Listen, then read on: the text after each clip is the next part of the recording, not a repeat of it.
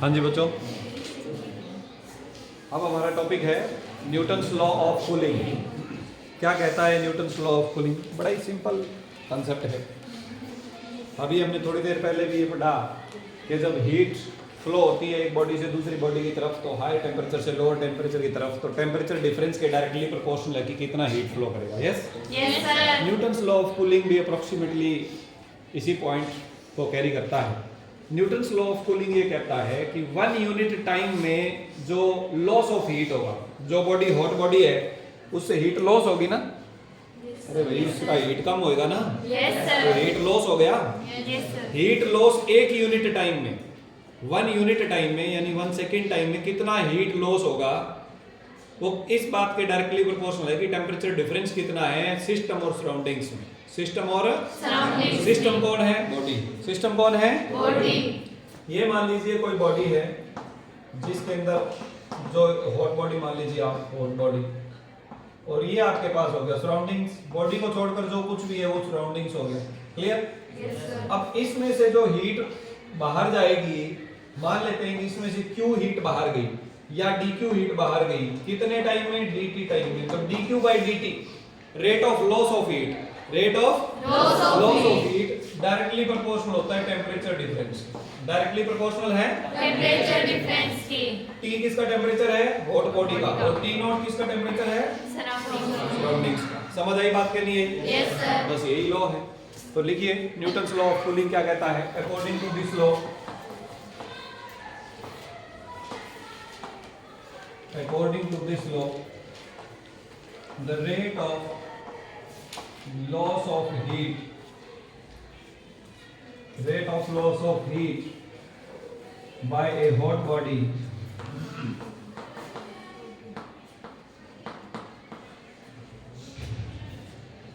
is directly proportional to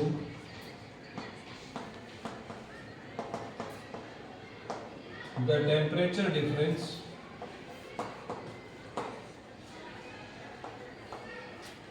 between the body and surroundings.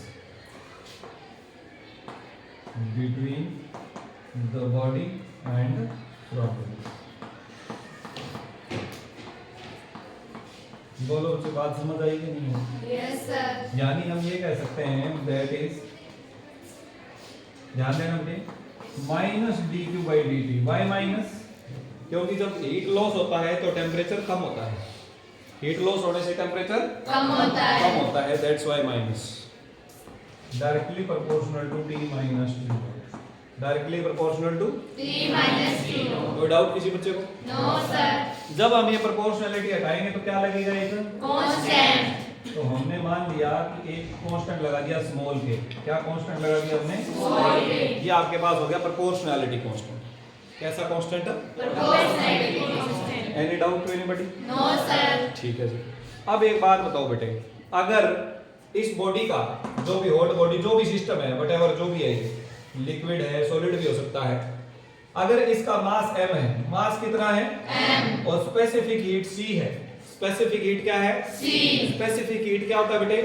1 degree temperature 1 ग्राम मास का बढ़ाने के लिए दी गई हीट, उतनी ही हीट 1 ग्राम मास रिलीज भी तो करेगा अगर टेम्परेचर 1 डिग्री गिरेगा तो। Yes sir. Is it clear? Yes sir. तो ये स्पेसिफिक हीट हो गया। अगर ये स्पेसिफिक हीट है, m इसका मास है, तो बताओ ये हीट लॉस कितना करेगा? देखो मुझे एक बात बताओ, सपोज करते हैं ये जो बॉडी है इसका टेम्परेचर T है। अगर इसका टेम्परेचर T से हम dt बढ़ाना चाहें तो कितना बढ़ाएंगे हम? dt बढ़ाएंगे तो कितनी हीट देनी पड़ेगी? 1 ग्राम मास को टेम्परेचर 1 डिग्री बढ़ाने के लिए कितनी हीट देनी पड़ती है? स्पेसिफिक हीट के बराबर। m ग्राम मास का बढ़ाना हो तो mc। और 1 डिग्री बढ़ाने के लिए दी, और dt डिग्री बढ़ाने के लिए dt। हाँ या ना बोलो? Yes sir. क्या ये dq है? Yes sir. क्या इतनी हीट ये छोड़ेगा भी dt डिग्री टेम्परेचर कम होगा तो? Yes sir. जितना dt डिग्री टेम्परेचर बढ़ाने के लिए हीट देनी पड़ रही है उतनी हीट वो छोड़ेगा भी अगर उतना ही टेम्परेचर कम हो रहा है। Yes yes sir. इसका मतलब हमारे पास dq किसके बराबर है? mc dt के बराबर। As bq is equal to mc dt। यहाँ पर m क्या है? Mass of the body, mass of the body. c क्या है? स्पेसिफिक स्पेसिफिक हीट किसकी, बॉडी Body की, की। सब्सटेंस की, मटेरियल की, लिक्विड की, सॉलिड की, जो भी ले रखा है हमने। dt क्या है, change in temperature, change in, temperature. समझ आई बात क्या नहीं आई? Yes sir. तो हम इस dq की जगह क्या लिख देंगे, माइनस का mc dt divided by dt, ये चेंज इन टेम्परेचर, ये time is equal to k t minus t naught. कोई दिक्कत किसी बच्चे को याद है? No sir. आगे देखिए, अब हम टेम्परेचर एक तरफ कर लेते हैं, बाकी सारी चीजें एक तरफ कर देते हैं। तो उधर लेफ्ट साइड में टेम्परेचर के लिए dt है और राइट साइड में t माइनस t नॉट, ये हम इसके नीचे लेंगे। कोई दिक्कत? No sir. राइट साइड में k पड़ा है, पड़ा रहने देते हैं। लेफ्ट साइड में से mc नीचे ले आते हैं और dt ऊपर चला जाएगा, हाँ या ना बोलो? Yes sir. और नेगेटिव भी यहाँ लगा देते हैं। Is it clear? Yes sir. अब ये एक नया कांस्टेंट बन गया। k क्या है बेटे, कांस्टेंट।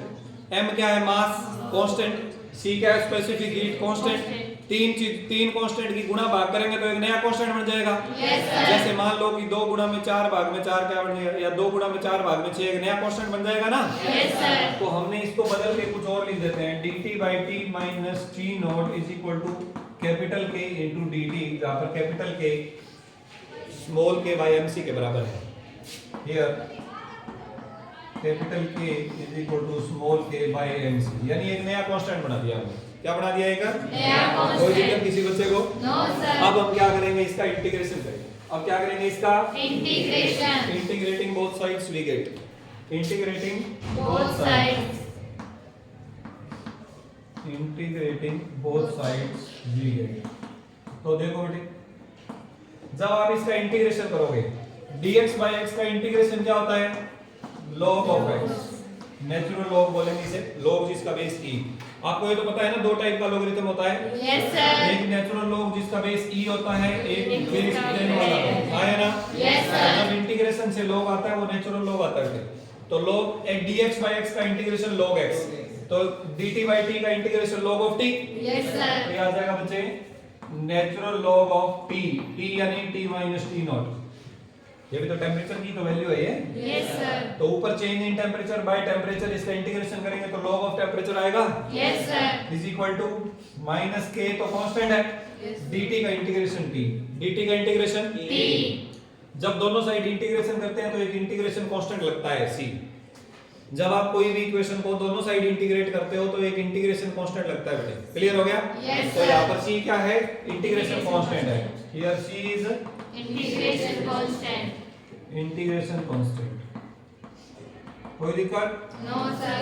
अब थोड़ा आगे बढ़ते हैं, दोनों तरफ एक्सपोनेंशियल ले लेते हैं। दोनों तरफ क्या ले लेते हैं, एक्सपोनेंशियल लेना आता है बेटे क्या?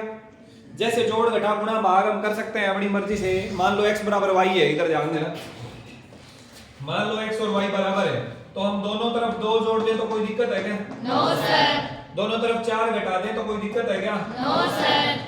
दोनों तरफ 6 से गुणा कर दें तो कोई समस्या है क्या? No sir. दोनों तरफ 8 से भाग करें तो कोई दिक्कत है क्या? No sir. दोनों तरफ साइन फंक्शन लगाएं तो कोई दिक्कत है क्या? No sir. इसी प्रकार ये सारे मैथमेटिकल फंक्शन है बेटे, addition, subtraction, multiplication, division, sine, cos, tangent, logarithm, exponential. तो लॉगरिथम और एक्सपोनेंशियल भी हम दोनों साइड ले सकते हैं। मान लीजिए x बराबर y है तो मैं ये भी लिख सकता हूं log x बराबर log y, बेस कुछ भी हो चाहे इसका। आई बात समझ में? Yes sir. और ठीक इसी प्रकार अगर x बराबर y है तो मैं लिख सकता हूं e power x equal to e power y। इसे बोलते हैं एक्सपोनेंशियल लेना। क्या बोलना? एक्सपोनेंशियल। ये e एक्सपोनेंशियल फंक्शन है।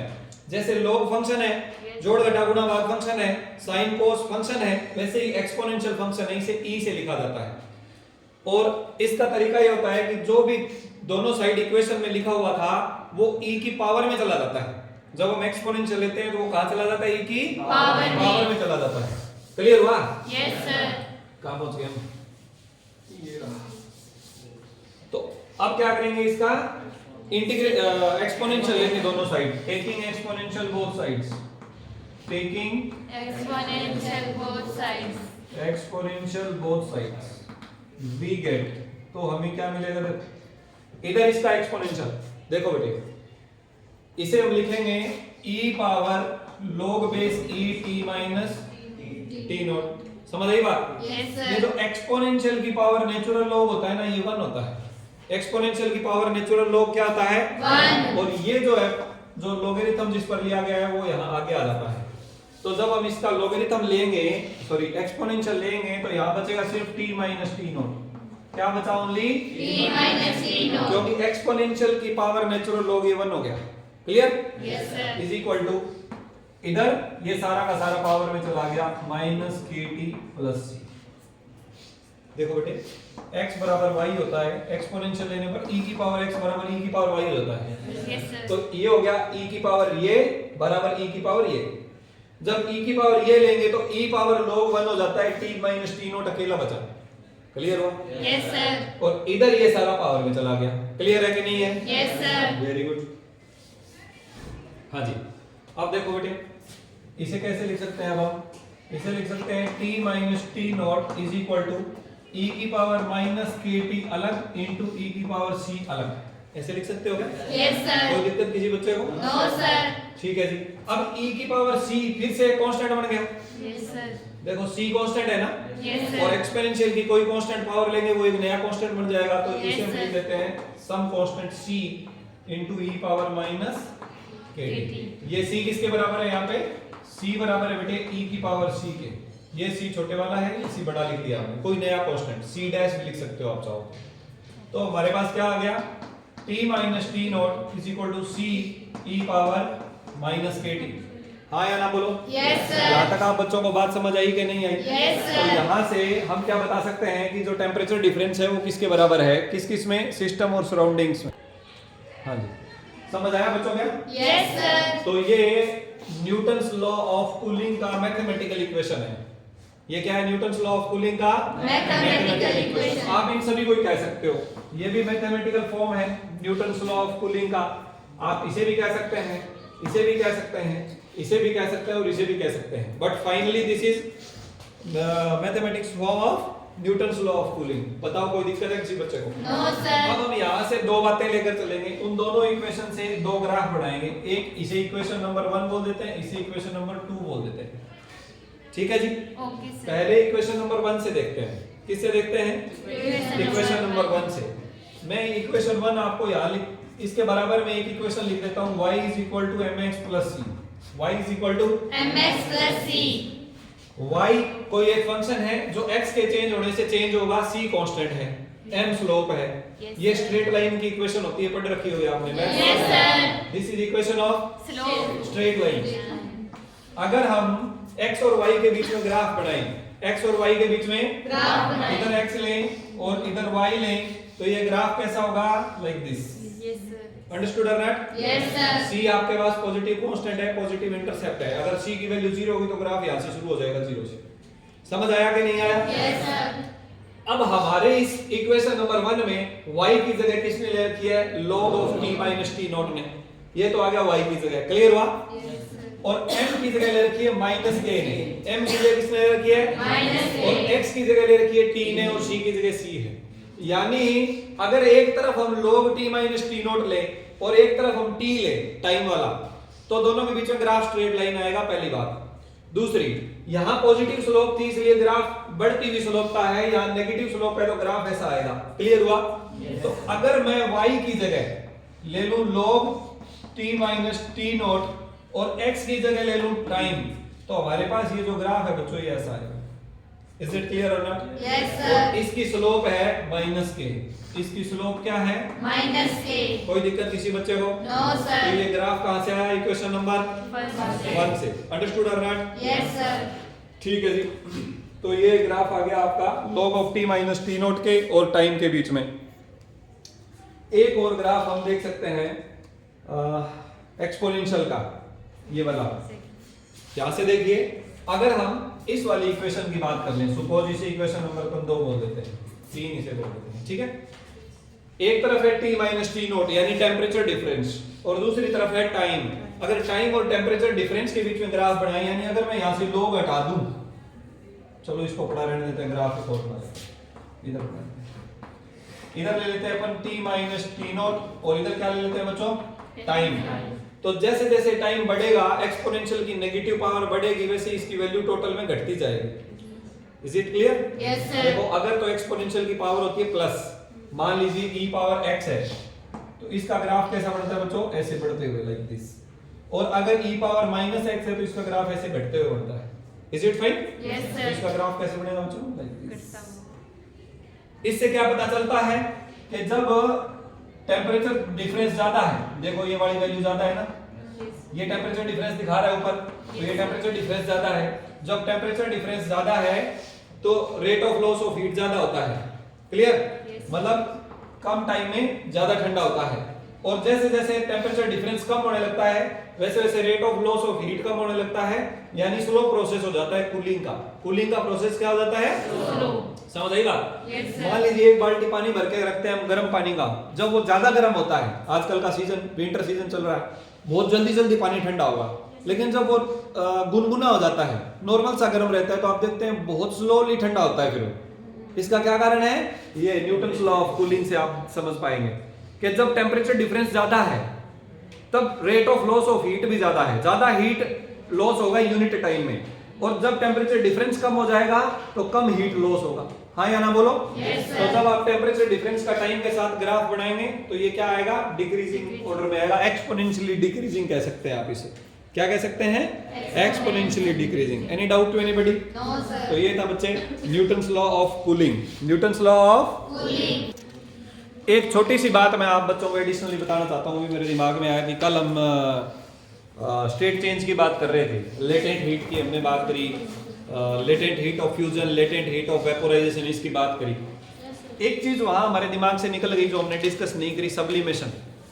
क्या चीज? सब्लिमेशन। फ्यूजन क्या हुआ बच्चे? सॉलिड टू लिक्विड में कन्वर्ट होना।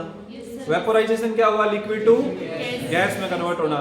कई ऐसे मटेरियल होते हैं जो सीधा ही सॉलिड से गैस बन जाते हैं बिना लिक्विड में कन्वर्ट हो।